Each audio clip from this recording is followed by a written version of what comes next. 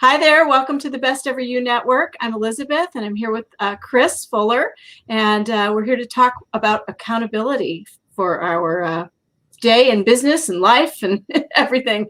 Yeah. Being accountable. What do you think, Kris Fuller? We have some really cool conversations. We sure do. And one of the questions that came to us recently was, what do you do if someone else is not accountable? Oh, And yeah. that is a big question. That is a tough question. And really, there's no simple answer, but we wanted to have a conversation around that. And we have a few ideas to at least spark Yeah. the idea of change or encourage the accountability factor. And so the 4 things that we're going to talk about with you today are listed there. So Elizabeth, I'll read just them. give us a rundown of those 4 real quick. We're going to model it. All right, give me your best model it, Kris. I did that. There I am. I'm showing you that I did the thing. That was cute. Okay, conversations, kind of like what we're having. Yeah. Seek to understand, I think, in those conversations. And then I love this one. This is the doozy, solutions. Yeah. Isn't that fun when somebody Yeah. comes, complaint, but with a solution to maybe the issue. I love it. So here we go. Yeah. So model it is absolutely key. What you do, in accountability, it has to be that you are accountable. You are showing that you value that.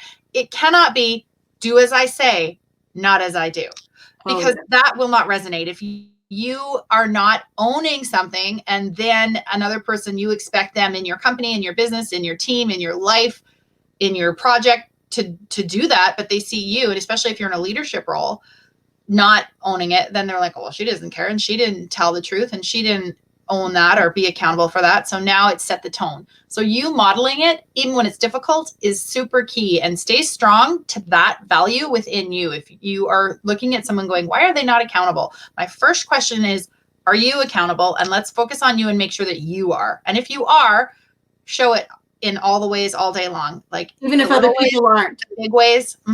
Yeah.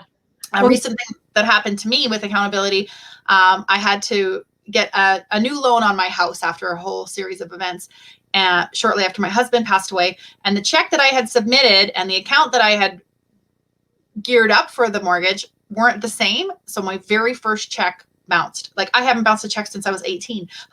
And it was terrible then and it was terrible now. But I saw it the day it happened and I just went, oh, my heart sank. But what did I do? I phoned my broker. I phoned my lender. I said, hey, this has happened.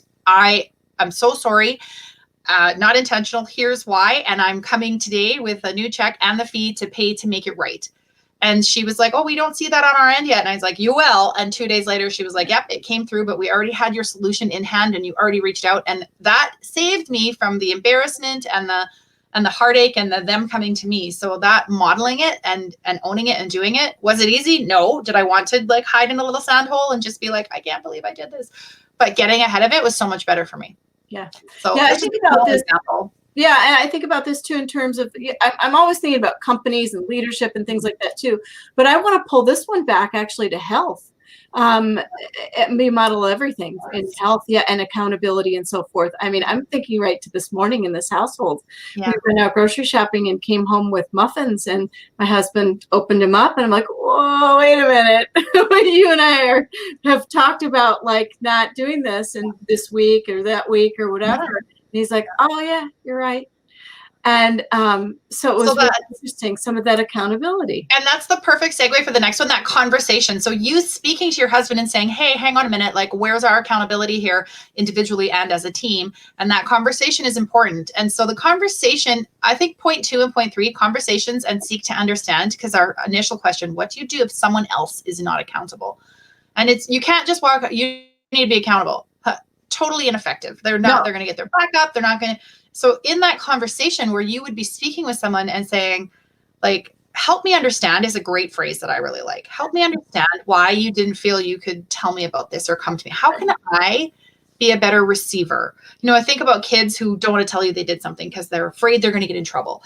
And that can translate into adult life, into careers, into professions, into everything. And it's not maybe that you're afraid you're going to get into trouble, but you're afraid you're going to disappoint your boss. You're afraid you're going to get fired. You're afraid you're going to be looked down upon within the project, or whatever your fear or your worry is, outweighs the accountability. And so in that conversation, saying to that person, like, help me understand what it's like for you.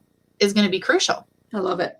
Yeah, and like help me understand why you wanted that muffin. No, it's tricky when it's your spouse, and you can't. The thing too is you don't want to come off all condescending either when you're having conversations with people and seeking them to understand. Even in this, it's not like, oh yeah, well we're the best, most accountable people ever. Listen. But you have these conversations, and it helps us even. People realize, where we can be our best, where we can do better, where we can improve, and all those things. And that's all this is. And I know you're being silly there, and you're like, help me understand why you want that muffin. I think that is a cheeky point, but I think you need to craft your questions better. So the question might be better suited to be like, help me understand what our lifestyle and health goals are. Yeah. And then let's talk about muffins. And so the bigger questions. And I know when we look at projects, you and I were talking about people who are in projects, whether it's university and school projects or even bigger building projects and company projects and multi-million-dollar projects where multiple people are engaged on different levels. Sometimes you'll have the super high achieving do-gooders who are like, we will do it. We will cover it. We will lift you up. We will. And then some folks may relax a little, and I don't want to call them slackers, but sure you do. Personalities that I mean.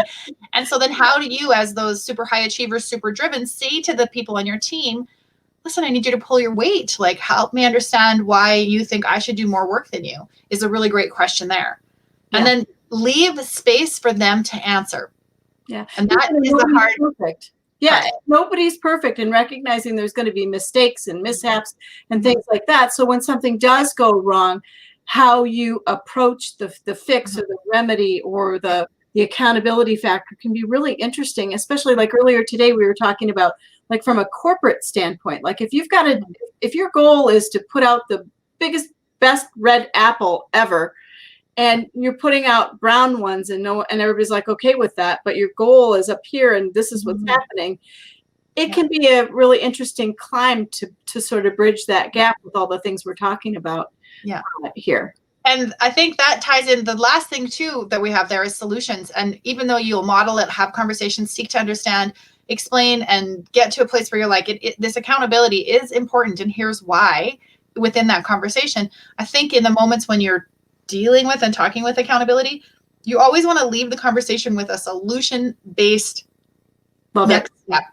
Yeah. You want to be able to say, okay, so next time we come into this, we want to dial into this conversation and say, remember that accountability talk, and remember I'm going to do a better job at like being open or listening or receiving, and I need you to trust that you can come to me.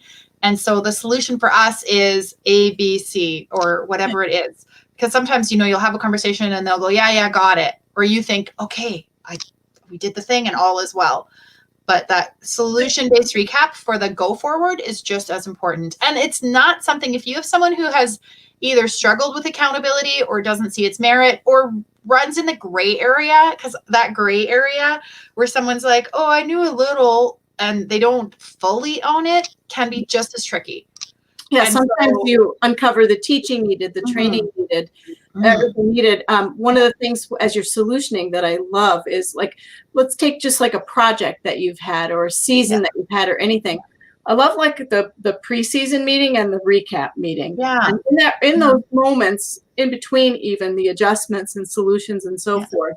But always at the end of something, that little recap of like, what we do good, what we do great, what we do okay, what do we need to improve upon, what are the solutions? Because if everybody comes at every problem, every no, just complaining, and complaining even to the wrong people, you're back in that upper zone of like who's going to be accountable. I think that's right. I think the other thing for me that just is key with accountability is when you are yourself or coaching someone or helping someone come to an accountability place, separate out the piece that you're being accountable for. It does not mean, so if you say, I was the one who made the mistakes on page 3 in the project, that's it, full stop. It doesn't look like this. I was the one who missed the mistakes on page 3, but page 15 and 19 are amazing. Didn't you see them? Yeah. Yes. And it doesn't, when you are accountable for something, it doesn't take away from your other good work and your other merits. It doesn't put you into the like bucket of black coal for the naughty children with Santa. No, Yeah. like it doesn't. So I would really encourage you to do some looking at that piece of the puzzle too, because I know we want to be good. We want to do good. We want the accolades. We want people to highlight the things that we've done well and not look at that page 3. Forget about all the other stuff, right? Yeah. Yeah. But don't you know about all this other great stuff? Yes, I do. And this works in personal relationships too, right? You hurt my feelings when you did this. Yeah, okay, but you did this. Try to stop and live in that little bucket, that little moment of what that piece is. And it doesn't negate everything else in your life that you're doing beautifully, or everything else that you've worked and done well on the job, or worked and done well on the team, right? Like if you're a ball player and you had a bad 7th inning, listen to your coach about what's going on in the 7th inning and let's break that down. And you don't need to sit there going, but did you see me in the 1st, 2nd, and 3rd inning? No, because yes, we did. That was great. We'll talk about that later. It's 2 separate things. And I think separating the piece that you're being accountable for and the parts that are success and celebratory are totally different things. And don't let the accountability piece steal from that celebratory, joyful piece. No, I love this conversation because, I think about social media as well. Mm-hmm.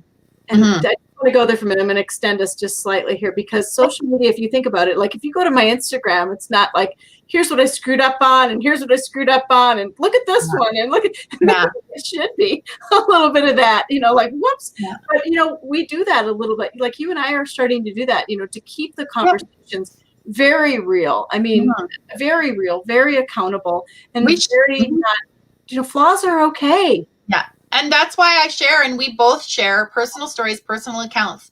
That's accountability. It's very embarrassing that I bounced a check at 44 years old. It was not something that I want to really. Telling you guys and sharing on this video, it's fine. But in dealing with my lender and my banker, I was horrified, and I was like, I have to tell you something that isn't pleasant. It's uncomfortable for me. But in that case, it was a very good example, because there was going to be a very hard consequence if I didn't. And if I didn't take that bravery step, what would it have looked like for them to come to me 3 days later? And sometimes companies have these very public things, that go not according to plan or whatever it is. Mm-hmm. And so it's a public acknowledgement. Yeah, exactly. And the public accountability and to the public or whatever it is. So there's so many different layers and levels that I know we have to end this, but I hope we keep this conversation going. And I hope people really chime in and that this resonates with our listeners and audience. Yeah. I hope they do too, because ultimately we always speak at Best Ever You and Your Life Sparkles. We always speak about you doing you, and our focus is you and you. And so this question, of course, we have to interact with people in our world around us. What do you do if someone else is not accountable? It's a tough one, and there isn't a quick Band-Aid solution, because you can't just be like, here's an accountability pie, eat a slice and you'll be accountable. Like, it is a process. And if somebody knows how to bake that pie, send us the recipe. We're going to bottle that right out. I'm going to say one more thing. As we sense checked some of this, we sense check things with our families and our sisters and my kids or whatever. Mm-hmm. And we talk a little bit with other people before we just go live on a video. And, here we are.